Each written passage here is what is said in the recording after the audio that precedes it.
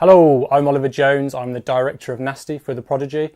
This video is probably about a year and a half overdue, so I'm sorry about that, but a few of you have been asking me about how I made the video. So I guess it all dates back to 2013 when I directed and animated a video for a band called Bovine, which used a technique called rotoscoping, where you film actors and then you draw over each frame or every other frame.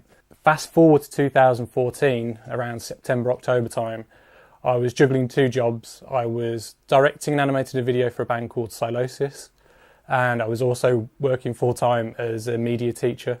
And those two things weren't gelling because I was behind on my video and I was also behind on marking and stuff like that for teaching. So it wasn't a very good situation to be in. And then one day I had an email from a guy called Rob Collins from a record label called Cooking Vinyl saying one of his artists had seen my video for Bovine and really wanted me to direct an animated video for them. He told me he was a big artist but wouldn't tell me who it was. Now, at the time, I was so tired from doing this music video and also working at the same time. So, I mean, looking back now, it was a stupid thought, but I thought, I can't do this. I just can't do it. But my friend looked at the website and said, man, you've got to look at the bands on his roster. So I went on his website and saw a list of bands, and obviously on there was the Prodigy. I was like, can't be the Prodigy. I mean, they haven't released anything in years. So I gave him a call, and it turns out the band was the Prodigy, and I'm not even joking, my heart leapt out of my body. I mean, growing up, and still to this day, the Prodigy were and are one of my favourite bands. I've seen them live loads of times, and I remember going on D&V and all I was listening to was the Prodigy. To say this was awesome is a bit of an understatement that, you know, one of my heroes had seen one of my videos and wanted me to direct a video for them. So I was in a bit of a conundrum. I already had two jobs on the go. I had the music video for Silosis, and I also had my teaching job. So something had to give. But at the same time, I hadn't got this Prodigy video yet. Nothing had been greenlit. I hadn't got the seal of approval yet, but I couldn't let it slip through my fingers. You know, I really wanted this. You know, I've been working for over 10 years to have a break like this, and suddenly it's in front of me in reaching distance, and, you know, I wanted to grab it and hold on to it. So they sent me the track, which was Rebel Radio. Great track, by the way, I loved it. The only brief they gave me was they wanted a fox-like character in the video. That was it. So it was completely open to interpretation. So the first thing that just kind of popped out of my head and into my hand as I was drawing was this kind of like slender, humanoid fox type character carrying a boombox.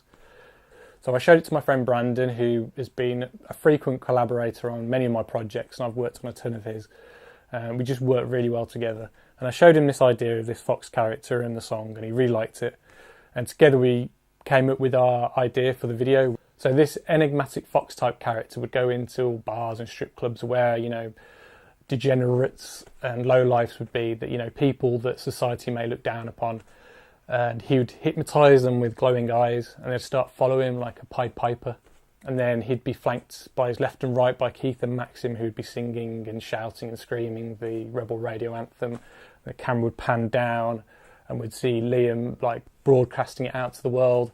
And then we'd go back up to the top ground level where, you know, the mass of people would be even bigger following this fox type character till they get to a prison where he then plugs in the boombox, blows up the walls, prisoners come out, there's a massive like fight between the police and the prisoners and the strippers and the drunks, the druggies, the alcoholics, all these kind of people, all while the fox would stand back and just watch it all happen, all play out. And then all of a sudden it started going a bit trippy, and it all started going a bit weird and all a bit hallucinogenic. Like, I had the idea of Keith's head becoming just a giant mouth and things like that.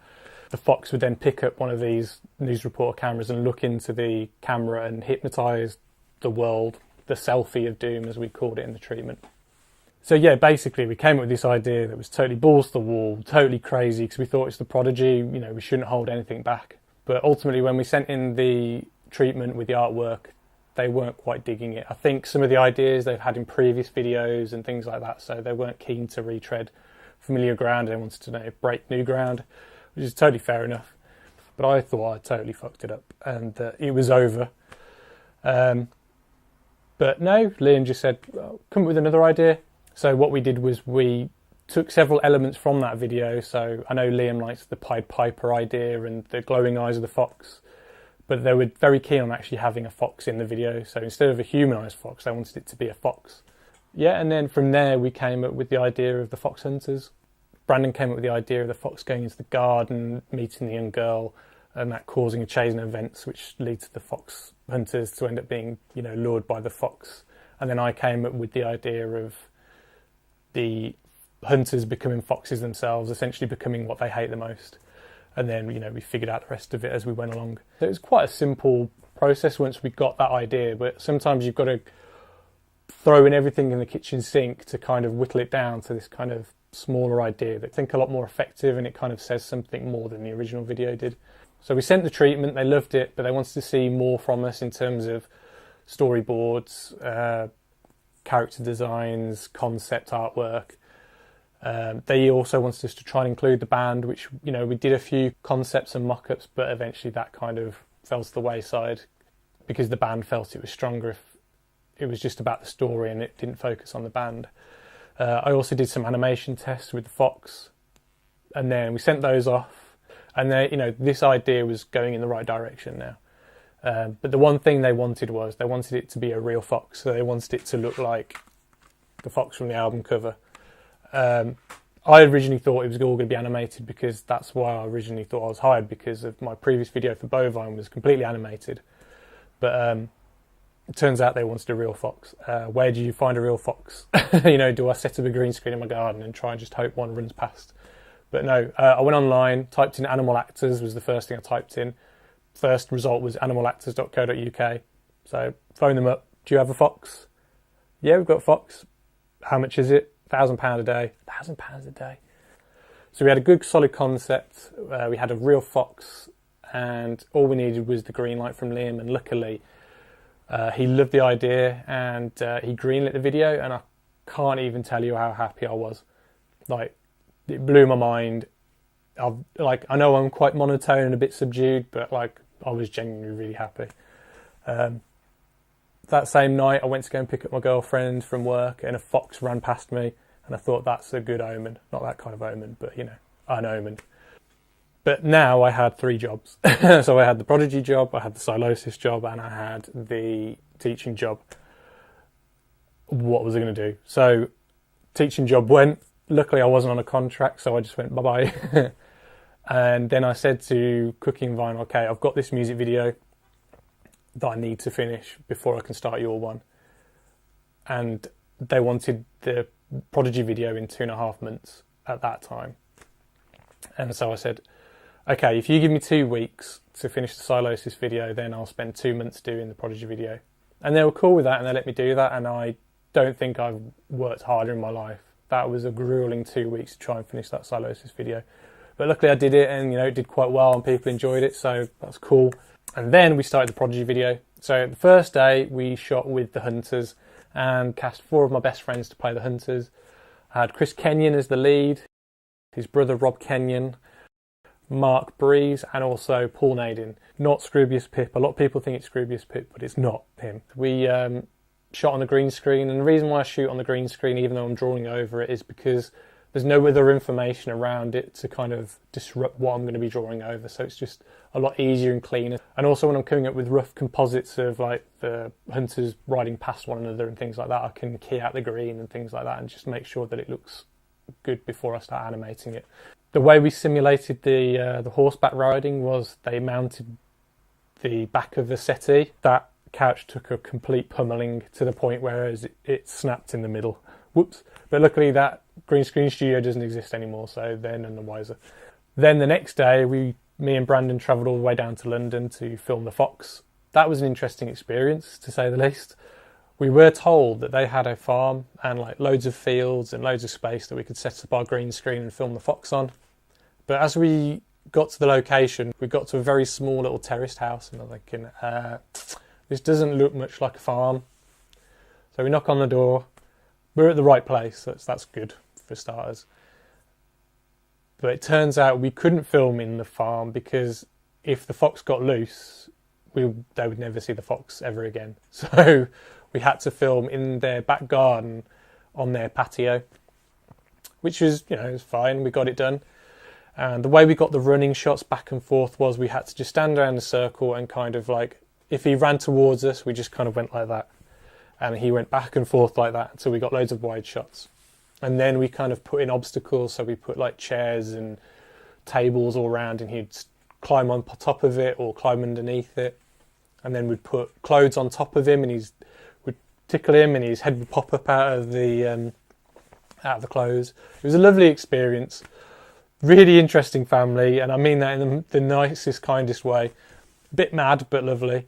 I mean, at one point I was in the garden and I thought something was watching me. It was very strange. And I turned to my left at some point, and there were loads of these little monkeys just looking at me, just kind of wondering what we were doing. I was like, oh, I've got monkeys. Just to let you know, they do supply animals for like feature films and things like that. I think they supplied all the animals for the Brad Pitt film Fury. Anyway, we tried to get the fox to sign the contract. That didn't work very well. So just to backtrack a tad, originally we had 2 months to make the video, and I was going to animate the whole thing myself. But somewhere along the pre-production stages, we were actually only given a month to complete the whole video. So at this late stage in the game, I had to hire 2 additional animators, and I didn't know where to get 2 of those from at such short notice. So I just thought, well, I'll contact my old university and see if they have anybody they can recommend. And they recommended a girl called Camilla and a guy called Reg, and both of them, within a few minutes of me emailing them, signed on and were part of the video. So with filming complete, we had to assemble the video together. I mean, luckily it didn't take too long, and I mean, we actually didn't have long to put it together anyway, because we had to start animating it. And I started to divvy up all the shots between myself and Camilla and Reg, and so we had about a minute's worth of animation to complete each. I sent out the shots and we all started to animate, but then all of a sudden I got an email saying that they were changing the song on us, and my heart sunk. I mean, I was wondering, are we going to have to reshoot the whole video? We have to come up with a new concept, what? But luckily we were keeping the same concept, so that's okay. The song was actually 30 seconds shorter, which means we actually had less animation to do. And not only that, I think it's a better song, not necessarily better than Rebel Radio, but better fit for the video, because I think they're both great songs. But for our video, Nasty was a much better fit. So in about 3 weeks, we had animated and composited the entire video. Me, Reg and Camilla obviously did all the animation, and Brandon did 90% of the compositing, and came up with that great visual style where the camera like zooms in and zooms out and pulls around the characters and stuff like that, really bringing the video to life. I think with the skin of our teeth, we just about finished the video within about a few seconds of the deadline. There was a lot of sleepless nights. I think most nights I went to bed at about 3 or 4. One night I even went home and left the front door completely wide open because I was kind of in a semi-sleep trance-like state, almost like the fox hunters in the videos. The video that we delivered is pretty much what you see. I think we had to do a few alterations, like get rid of license plates off cars and a few phone numbers off bins and things like that. But other than that, what you see now is what we delivered. It was an amazing experience. I've never done anything as cool as that before or since. So I'd like to thank Brandon, obviously, for being my producer and compositor, but not only that, like my filmmaking confidant, my filmmaking brother from another mother.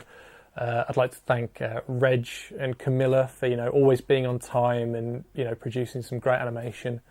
I'd like to thank all of those at Cooking Vinyl, Rob Collins and Chris Farrow and everyone else, for believing in me, and obviously the actors, so Rob Kenyon, Chris Kenyon, Mark Breeze, Paul Nadin, and of course Oscar the Fox, can't forget Oscar.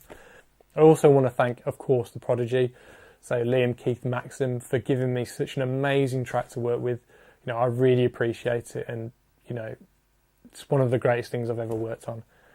I also want to thank all the Prodigy fans from around the world, especially those from the Brain Killer Forum and the Dirt Chamber Facebook group. You've all been amazing and really supportive of me, and I really appreciate it, and it doesn't go unnoticed. So that's about it. If there's anything I didn't answer in the video, please just pop it in the comments below and I'll do my best to answer it for you. Okay, see you later. Bye.